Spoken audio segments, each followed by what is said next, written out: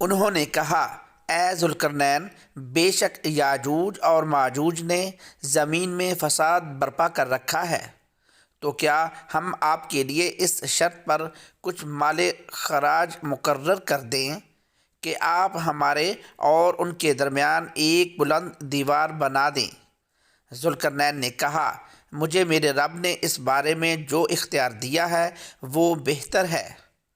تم اپنے زور بازو یعنی محنت مشقت سے میری مدد کرو، میں تمہارے اور ان کے درمیان ایک مضبوط دیوار بنا دوں گا۔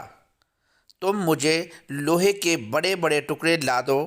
یہاں تک کہ جب اس نے وہ لوہے کی دیوار پہاڑوں کی دونوں چوٹیوں کے درمیان برابر کر دی تو کہنے لگا، اب آگ لگا کر اسے دھونکو۔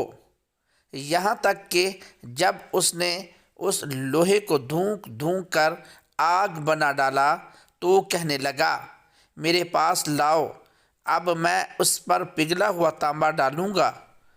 پھر ان یاجوج اور ماجوج میں نہ اتنی طاقت تھی کہ اس پر چڑھ سکیں اور نہ اتنی قدرت پا سکیں کہ اس میں سوراخ کر دیں۔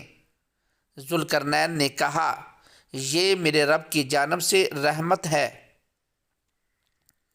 پھر جب میرے رب کا وعدہ قیامت قریب آئے گا تو وہ اس دیوار کو گرا کر ہموار کر دے گا، دیوار ریزہ ریزہ ہو جائے گی، اور میرے رب کا وعدہ برحق ہے، اور ہم اس وقت جملہ مخلوقات یا یاجوج اور ماجوج کو آزاد کر دیں گے۔